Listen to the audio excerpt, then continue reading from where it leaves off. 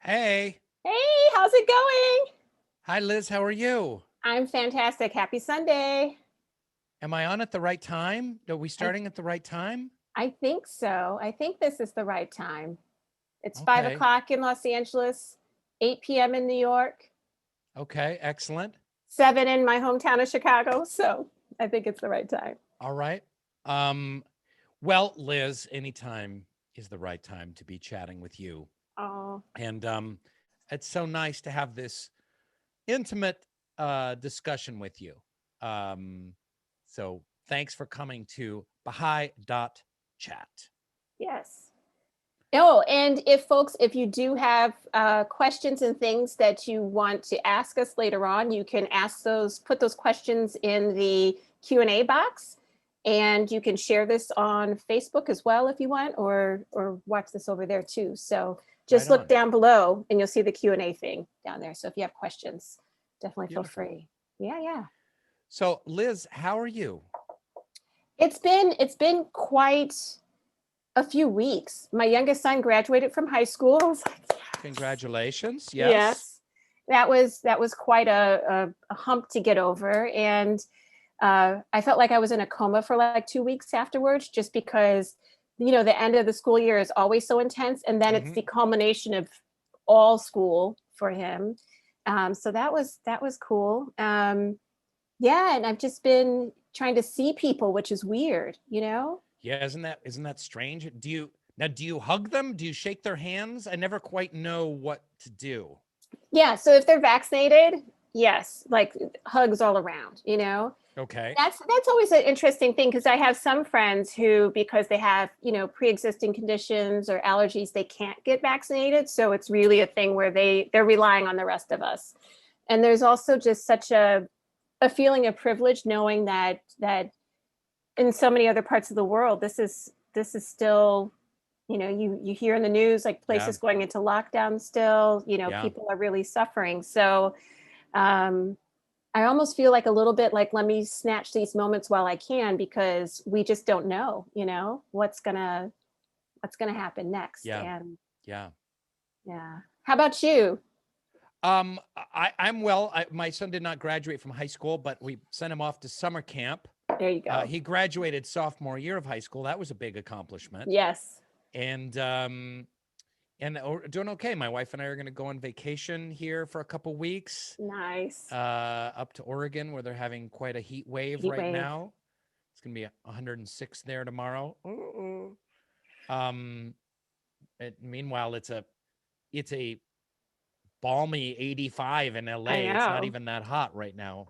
It's I know, crazy. it's beautiful outside. It's Yeah. it's but there is that feeling of knowing that fire season is going to be coming to us. And when you think about how connected we are, sometimes when I talk to friends or relatives who are in other parts of the country, they don't know what's going on with our drought here, and they don't Yeah. understand that we grow so many of the crops here in California that are exported across the country. And so when you That's go to right. the grocery store in Alabama, Yep. it's a good chance that your onions came from California, your almonds, your almond milk, your raisins, your Sure. lettuce, all Yeah. that. So, Yes. which yeah. is which is kind of broken in a way. Yes. It's Yes. kind of weird that you go into a Trader Joe's and you pick up some asparagus and it says grown in Chile. And Yes. it's like and it's only like $1.99 for this asparagus. It's like, I'm paying $1.99 for this asparagus. This was grown on another continent. How did Yeah. it get here? And You then shipped know? here. Yep. And what's the carbon footprint of this asparagus that I'm eating? But what do I do about it? Do I go to the local farmers markets like I should? Nah, not so Nah, sometimes. much. Yeah. And I should be doing that, but instead I just go to Trader Joe's and I'm like, ah. It But is that thing. Do you remember? Like, I'm old enough that I remember when you could only get strawberries at a certain time of year, or you could only that's get right. blueberries at a That's certain right. time of year. It was Hmm. the season, it was that Hmm. growing season, and then that was it. And now you go to the grocery and they're there 24 hours a day, 7 days a week. Anything and everything is Anything and available everything, all the time. all the time. The, Um, the conundrum of our world. have you So, seen this special by the comedian Bo Burnham on Netflix called no, Inside? no, no. Yeah, it's great. He did over the course of the whole pandemic, he shot this music and comedy special from his garage and recorded himself No recording all this kidding. music and jokes. But he has, excuse me, he has a song about the internet. This is shifting topics a little bit. He has a song about the internet, and it's called a little bit of everything all of the time. Yes, But that's kind of what our world is like, a little that bit of is. everything all of the time. That is. And that's a good segue. Can I use that as a segue? You can use that as a segue. That works. Da-da-da, segue time. Permission to use that as a segue. Permission. Yes. So folks, thanks for tuning in. It's so nice to have all 15 attendees here on our Zoom call, but I know that there's many more tuning in on Facebook. So we thought on our Baha'i chat today that we would talk a little bit about our favorite Baha'i book, writings by the prophet founder of the Baha'i Faith, Baha'u'llah, and it's called The Hidden Words. So, and the reason I bring that up, a little bit of everything all of the time, is I was just saying earlier to Liz, like, one of the reasons I love The Hidden Words so much, it's, oh, do I have a copy? Wait, I have one. You got one? Oh, here. Yep. At this one. Wait. Oh, you got an old school one. Wait. You want to go real old school? Ta-da. Yeah. Oh, wow. That's like 1980s. Yeah. This is 80s, and I've got my little, Post-its in here. You got wow. Well studied. Purse size. Yeah. And Josephina, our host, has put in a link where you can read it online. Yeah. And this is the newfangled version, the paperback. Oh, I like that. No, you do what you can. Yeah. But folks, The Hidden Words is can you see that? Yeah, we can see it. Very short. They're very short writings. They're like little poems. They're little spiritual, I call them koans, in the Zen Buddhist tradition of the koan, like, what is the sound of one hand clapping? It's like a short meditative phrase for one to ponder, for one to wrap one's mind, heart, and spirit around. And that's what the hidden word is. Hidden words are. It was revealed because when I say revealed as opposed to written, Baha'is believe that Baha'u'llah is a messenger from God, a manifestation of God who lived in the 19th century, that God is speaking to humanity through Baha'u'llah and that he's revealing these holy writings. So it's not like Baha'u'llah was like, maybe what had happened was. Yeah. So exactly. So it's coming through him in the same way that the Quran came through the Prophet Muhammad, blessed be his name, in the same way that the sermons of Jesus came through his Father and the Holy Spirit. So in the same way that the Buddha was enlightened under the Bo tree, so too Baha'u'llah revealed the hidden words as he was walking on the banks of the Tigris River in Baghdad in 1858. I have a few quotes about the hidden words. This is that which hath descended from the realm of glory, uttered by the tongue of power and might, and revealed unto the prophets of old.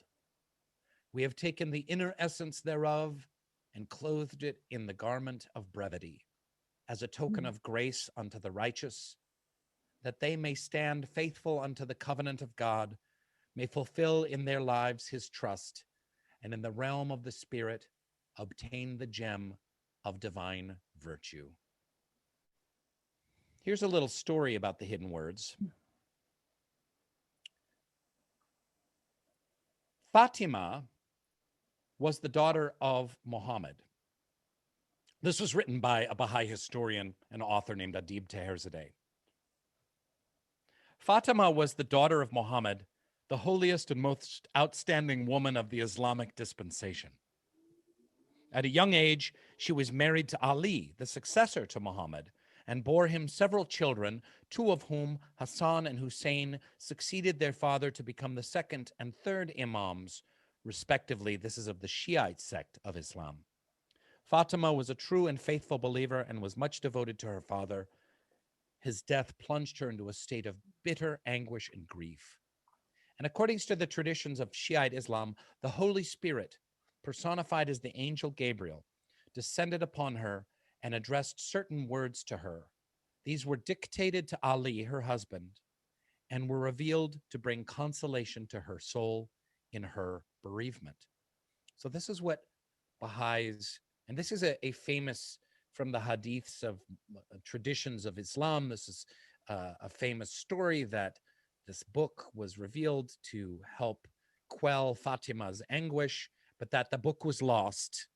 And so the book was hidden, and these hidden words have been revealed again by Baha'u'llah last century. So that's a little bit about what the hidden words are. Going back to the transition, we were talking about buying blueberries any time of the year and asparagus for $1.99 from Chile. And then that Bo Burnham comedy special, A Little Bit of Everything All of the Time, about the internet, which is a hysterical song. We live our lives.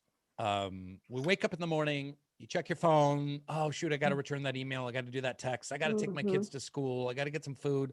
I got to work, or I got to get a job. I got to pay these bills. Oh, I'm supposed to do X, Y, and Z. Oh, I'm super hungry. I forgot to eat breakfast. Let me throw something down. Like, this is how we live our lives. Most of us live our lives. Some people out there may live in total zen and serenity, and I salute you. I'm not able to. So everything in our lives is geared to our kind of material world, our health, our bodily functions, our bodily health, paying bills, trying to move our families forward, our careers forward, what have you. And in the midst of all of that chaos, for me, I think it's really important for me to ground myself in my spiritual reality. And that's exactly what the hidden words do better than anything else that I know.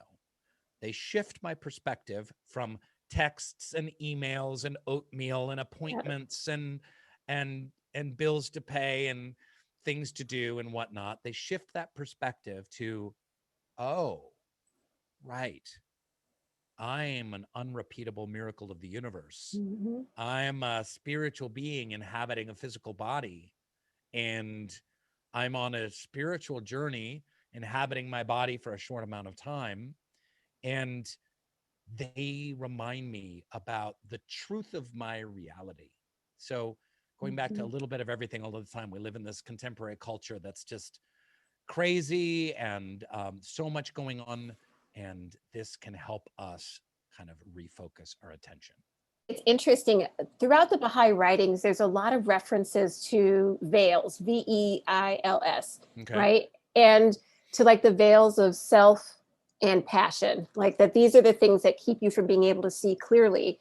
And because those are the things of the world, like the things that you have to do or the things that you want or that you're driving and you're like, oh, I like that car. I want to get one of those, all that sort of stuff. The to-do list, am I going to start bullet journaling, or is just, keeping a list on my phone okay?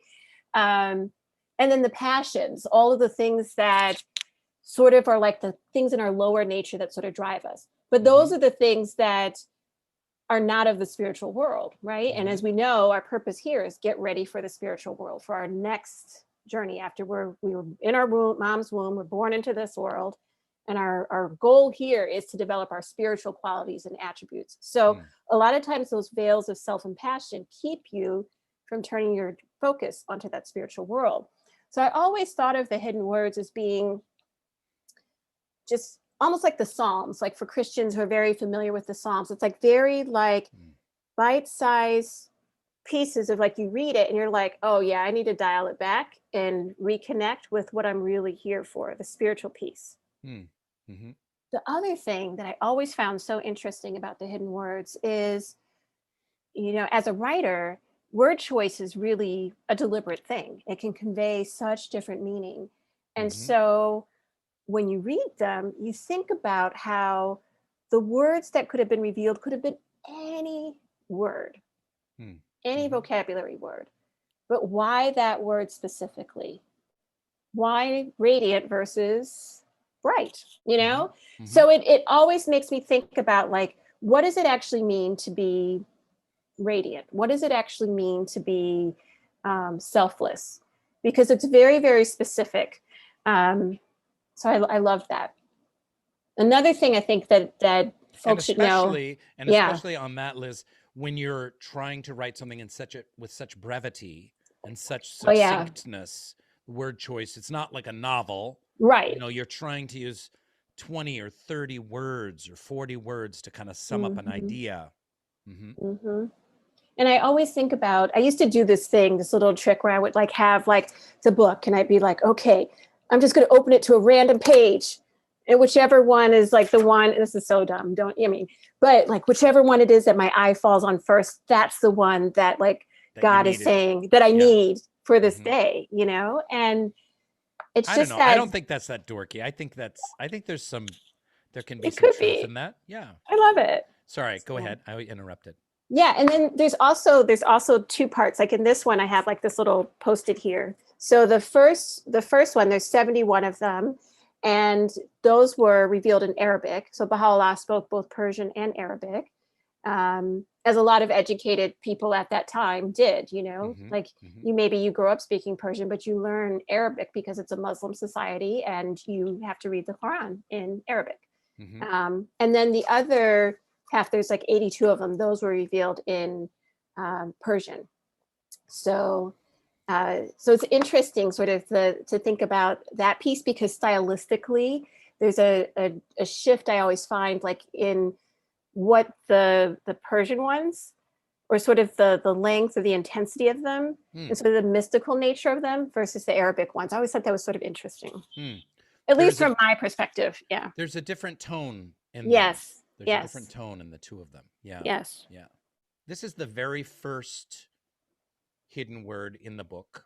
O Son of Spirit, my first counsel is this: possess a pure, kindly, and radiant heart, that thine may be a sovereignty ancient, imperishable, and everlasting. How amazing that the first counsel is to possess a pure, kindly, and radiant heart. I think no matter what one's spiritual background, that's crucial. And whether you're a Buddhist or Muslim, or, spiritual but not religious, or Christian, having a pure, kindly, and radiant heart is where it's all at. The other thing that's always interesting to me too is that this is written in the tone of God is talking to you. Like, and even though it says, "Oh, Son of Spirit," like it could just as easily have said, "Oh, Daughter of Spirit." It's it's just the way that it's translated. But this is you're a son of Spirit. Like it's reminding you right off the bat that you are a spirit. You have a physical body, all of that sort of stuff, but you're a son of Spirit. In the Baha'i mythology, as Liz mentioned earlier, we are developing spiritual qualities in this material world. And to go on a spiritual journey that is which is as longer than eternity, is beyond time and space. Our souls will continue to the infinite worlds of God until we meet our Creator. We don't know how incredible and glorious that journey is going to be. And that's for all of us. It doesn't matter what your religious background. There's no like hell. There's just the next plane of existence. But you develop these spiritual qualities to take with you in the next plane of existence. And I want to just reference, I only learned this a couple years ago when I was thinking about this. You possess a pure, kindly, and radiant heart so that you may have a sovereignty. And that doesn't mean being a king. A sovereignty means it's an alternate definition, I believe, an alternate definition. I mean, there's a kingliness to it, but a sovereignty is like, some kind of spiritual dominion. And then it has these three qualities, and Liz was talking about the specificity of the words: ancient, imperishable, and everlasting. And now these three words are really key, because ancient is going back in time. Imperishable means it's not going to perish. And everlasting is going forward in time. So it's like three words that encapsulate utter, total timelessness. And that's why we want to have a pure, kindly, and radiant heart. Now, we're not just doing it for heaven. I think sometimes, You can hear from certain Christians, not all, but certain Christians, like everything we do in this world is for heaven. Who cares what you do in this world? You're just living for the next world. It doesn't really work that way in the Baha'i mythology, that, we are of service in this world. This helps our spiritual qualities for the next world, but they work like the yin and the yang. They work in conjunction with one another. You do it because it's the right thing to do. You want to look at the next one? Yeah, let's look at the next one. And guys, if you have thoughts, we'd love to hear from you. Please post it in the chat here on the Zoom. I think Josephina will be watching the Facebook as well. So you can look at that. I'll read this one, if that's okay. Yes. O Son of Spirit, the best beloved of all things in my sight is justice. Turn not away therefrom if thou desirest me, and neglect it not, that I may confide in thee. By its aid thou shalt see with thine own eyes, and not through the eyes of others, and shalt know of thine own knowledge, and not through the knowledge of thy neighbor. Ponder this in thy heart, how it behooveth thee to be. Verily, justice is my gift to thee, and the sign of my loving kindness. Set it then before thine eyes. Every time I read this, you know how folks are like at the poetry slam and they're all like, that's every time I'm all like, yes, like it's so interesting because again, that specificity, like anything could have been the best beloved of all things, but it's justice. And you think about what's happening in our world today and the quest for racial justice, for equal pay for women, who are still paid less than men, and women of color being paid far less than men, of the lack of educational equity, depending on the zip code that you live in, and all these sorts of things, the lack of vaccine distribution between wealthy and poor nations, which is turning around to bite us in the butt because of the development of variants. So you think about that, and what does justice really look like?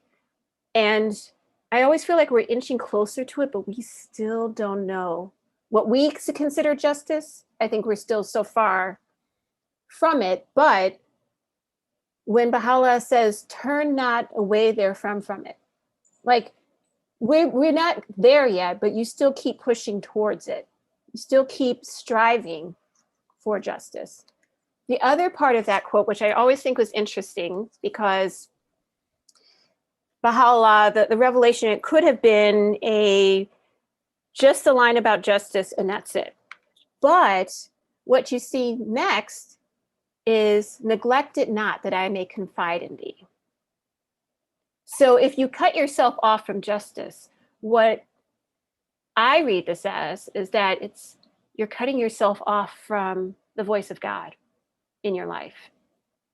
You are closing yourself off if you can't turn towards justice. So if you really want closeness to God, if you want spiritual enlightenment, you have to be dedicated to justice. That piece of seeing with your own eyes and not through the eyes of others. Yeah.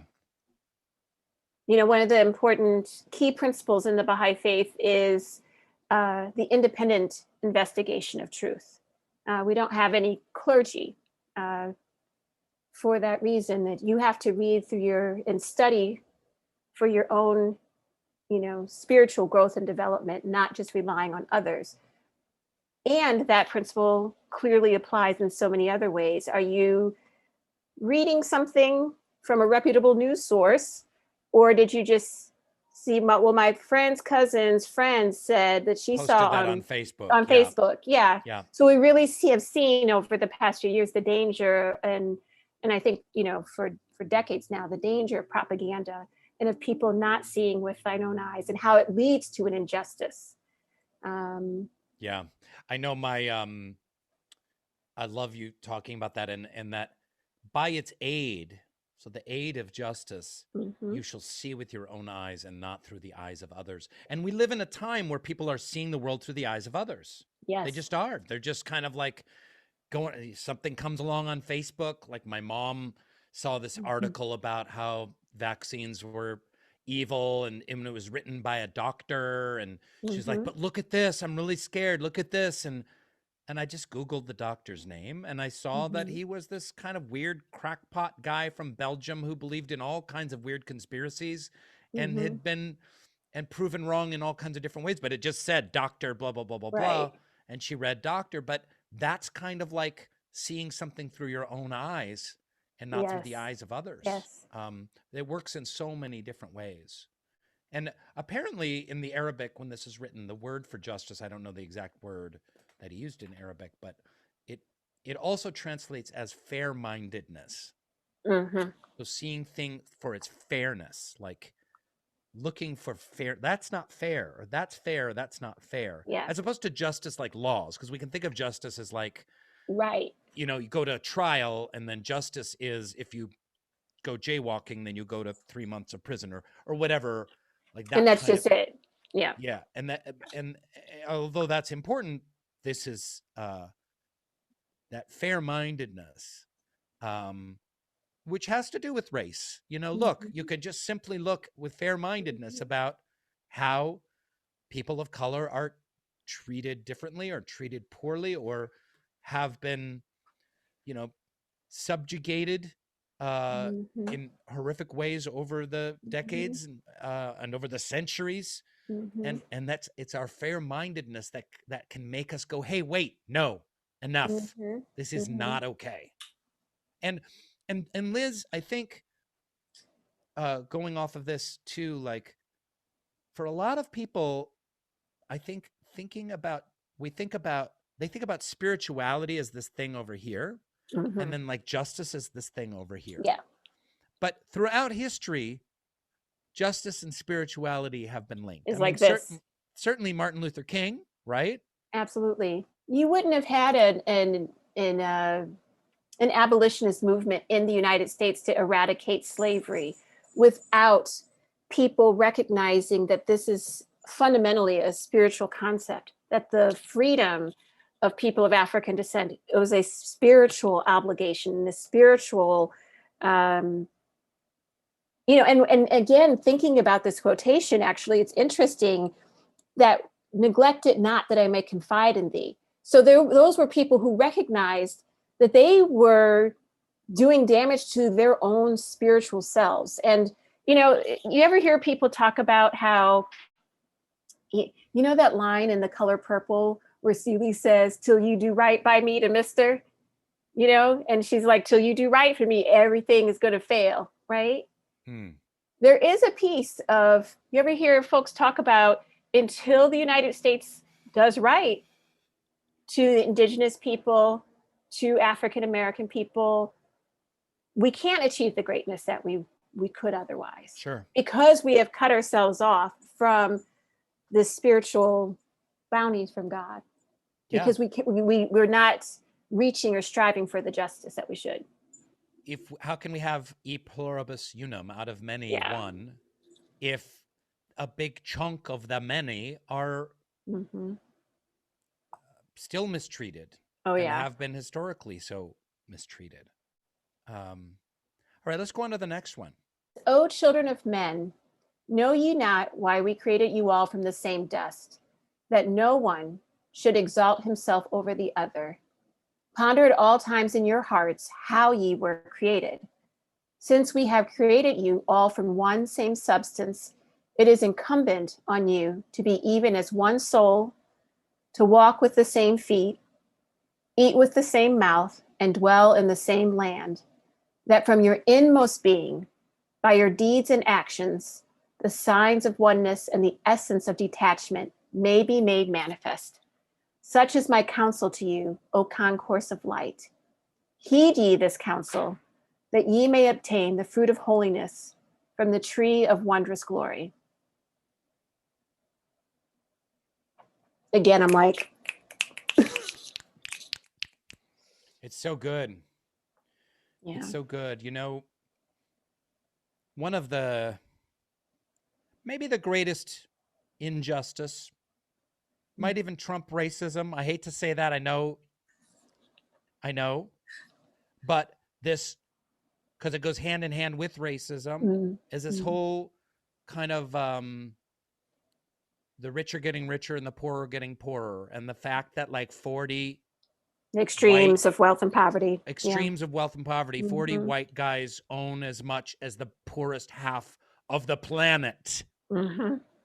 40 white guys own as much as half of the planet.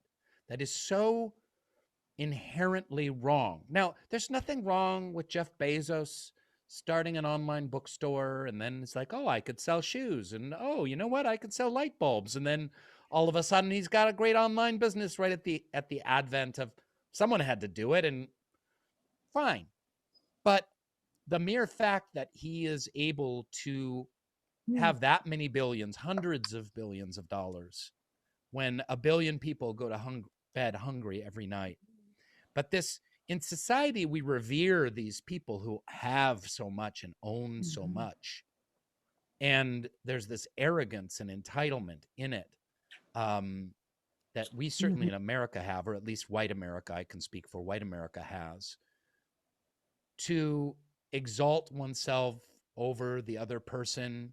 No one should exalt themselves over the other, because we're all made from the same dust. And then the next part of it, be as one soul, walk with the same feet, eat with the same mouth, and dwell in the same land. That from your inmost being, by your deeds and actions, the signs of oneness and the essence of detachment may be made manifest. This is a way of being in the world, and I just find it so incredibly powerful. You know, this one, I oftentimes think about my grandmother when I think about this quote, because my grandmother only went to school till 6th grade, and she didn't have a lot of money in her whole life. And so when she passed away, like no one, you know, there was no sort of like, she graduated from this college and had this, made these millions or even hundreds of thousands of, she didn't have like titles and degrees and, you know, like all of the things that we, you know, we use to signal to other people that we have value, or that other people evaluate us for to determine if we have value. And that's so well said. And so this is that reminder of like, I would always keep in mind, and I would notice how people would treat people who they thought were important versus someone like my grandmother. And, you know, but we're all created from the same dust, and no one should exalt himself over the other. And you know, yeah, I learned such a valuable lesson from our mutual friend, Jamie Heath, Mm. because we went a couple of times we've been out of town together and worked together. And he's a friend of ours, a Baha'i who lives in Los Angeles. And he's African-American. And I would notice that when we would travel, he would see, you know, other Black men or women. And he would always like, kind of like, hey, how you doing? Hey, brother. Hey, how you doing? This kind of like that. And that's great. But then I also noticed that he would do that with everyone that was people you might walk right by, you know? That's right. The busboys, the janitors, the porters at the airport, the menial laborers, whatever. And I really learned a valuable lesson, because for me, like, I wasn't disrespecting anybody, but in my just natural entitlement, was just kind of walking through life, not really seeing all the people that are contributing, that are working, that are supporting their families. A lot of them are Black and brown, and to give them just absolute respect, deference, humor, light, love, connection. You know, not just the people on a higher kind of quote unquote status level. And that reminds me, this quote reminds me of that. You know, Rainn, it's interesting. You made me think about, because I've been thinking about, how, in my mind, there's such a deep connection between the extremes of wealth and poverty and racism. You ever listen to Reverend William Barber talk? No. Yeah, he's absolutely fascinating. And one of the things that he talked about, that I heard him talk about one time when he came to Los Angeles, was how, you know, it traditionally in all religious backgrounds or faith traditions, the idea of that it was preferable to be poor than to be extremely wealthy, because of, again, those veils of self and passion. You know, when you get, like, again, you're not talking about like being an ascetic like monk and living Sure. with, right, but Mm-hmm. when you're like, you know, as they say, like, you balling out of control, right, that's not the goal. And there's people who are homeless, like, nah. So, but there was something interesting that happened in the United States, was where preachers who got involved with political movements in the South that needed justifications for why Black people after slavery were still impoverished and still suffering, you know, because of Jim Crow. Well, they tied it to that you're better off if you're well, you're more spiritually connected to God if you have money, that you've been blessed by God. And so therefore those Black folks over there that are not balling out of control, that have no money, have not been blessed by God. It's like a hair step away from the idea that Black people should be enslaved because they're the children of Ham, right? And so that then becomes a thing of sort of seeps into the culture, and and that you would have people who were white, who would be okay with policies that effectively made it harder for their families, because those same policies were framed in a way that racial dog whistles were built into them. So it's an interesting sort of connection between that. Yeah. Like we haven't acknowledged that equality or oneness of humanity. So therefore we still kind of see that it's okay. Like, some people have worked hard, whatnot. Like, it's okay for them to have, you know, hundreds of billions of dollars, while other people Yeah. do not. Yeah. Well, let's do, Anyway. I'm looking at the time, Liz. I want to leave some time for people's comments. Yes. Let's do one more. And this one says, O son of being, busy not thyself with this world. For with fire we test the gold, and with gold we test our servants. So, this is a very famous quote in the Baha'i writings. Busy not thyself with this world, for with fire we test the gold, and with gold we test our servants. This idea, I feel like it's in the Bible, you know, the love of money is the root of all evil. I feel like it's in all of the spiritual traditions of the world. But we are tested with fire, we test the gold. So when you have a chunk of gold, it's got all this rock in it and all this material, other crap in it, and you've got to boil it and you cook that out essentially, and then you're left with that pure gold, right? So with fire, you test the gold, and with gold, you test the servants. So the temptations of the world, not just gold, but the temptations of the world, and that can be social media, it can be status, it can be being thought of highly, it can be, you know, being desired sexually. There's all kinds of ways that the things of this world can test us, ways in which the world can test us. And so this is, again, this reminder, this spiritual reminder to busy not thyself with this world. We wake up in the morning, we've got our texts, we've got to pick up groceries, we've got to run to Trader Joe's, we got to call our mom back, we got to get a next job, we got to line this thing up, we've got this appointment, and a reminder of like, oh, there's a lot of, now there's things we have to do, but then there's also a lot of temptations of the world, a lot of gold metaphorically speaking, a lot of gold that is testing us. And Yes. so the spiritual reminder at the center of this quote, I think, is especially powerful.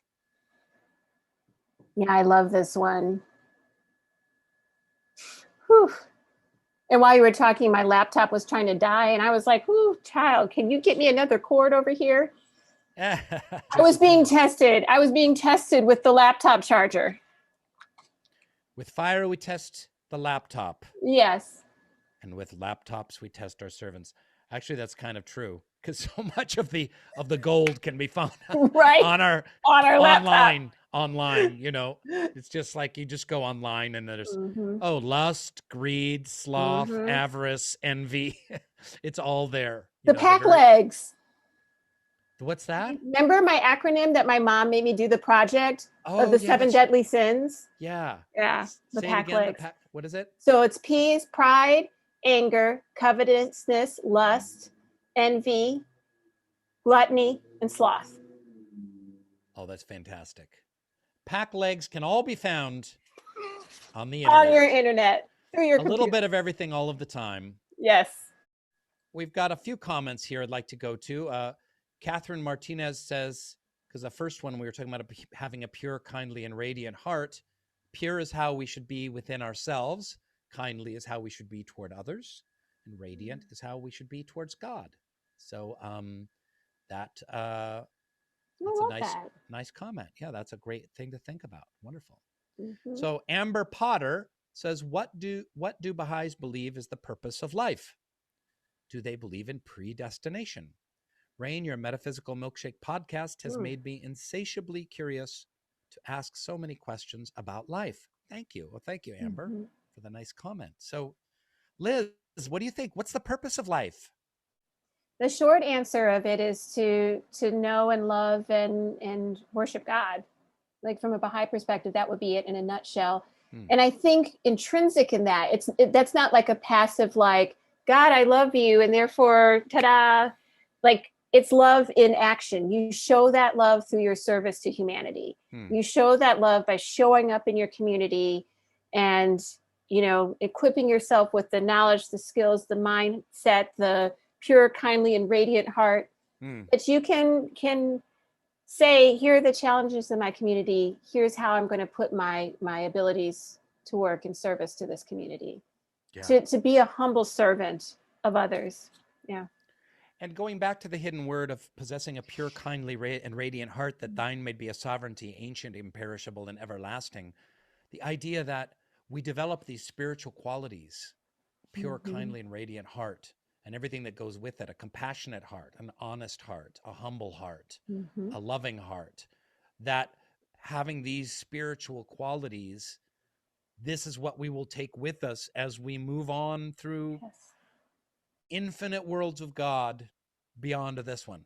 They're very handy in this one too. We develop them here, and we'll need them for as long as our soul exists, which is beyond time and space. Yes. So, any other questions, guys? Please put it in the Q&As, put it in the comments. We'd love to hear from you. Koray Utku, I don't know if I'm saying that name correctly. Arabic was my grandfather's mother language, and he told us that Arabic is not clear. You can't make sure what the writer exactly means if you're not native. That's why I could never trust Quran. Does that apply to Baha'i? What's your take on this? It's a good point. It has to do with translation, and especially translation from a language as poetic and spiritual and nuanced as Arabic is, because by so many accounts, people say that Arabic is really one of the most difficult and expressive and nuanced languages, that it has it's not a simple building block language, that it has just everything is like, it has a poetic layers and meanings woven into phrases and words depending on how the context that you use them, which can be quite challenging. Liz, any thoughts? It's interesting. You know, all of the Baha'i writings, one of the wonderful things about them is that you have them actually in Baha'u'llah's hand, the actual, you know, text of it. are at the Baha'i World Center in, in the archives there. So there's not a thing of someone got a copy of it from someone else, and or these were oral traditions that were passed on, and maybe, oh, that sort of thing. And even though there are different oral traditions or different versions of the Bible, you might have the New International Version or the King James Version, all of that. What's amazing about the revelation of God is that spiritual truth still comes through it. And for the Baha'i revelation, you've had a really thorough, extensive process of translation that has happened. Many of the Baha'i writings were translated by Shoghi Effendi, who was the great-grandson of Baha'u'llah. And he is who Baha'is consider to be the guardian of the Baha'i faith. And he passed away in, was it 1957? So he went through and he actually did several different versions or translations to make sure that it was accurate, and went through a process of consultation with other experts and whatnot to make sure that those were the right translations of them. And yeah, but I think it's something, I think it's a great question, because you want to, again, be sure that you are reading what's accurate. Yeah.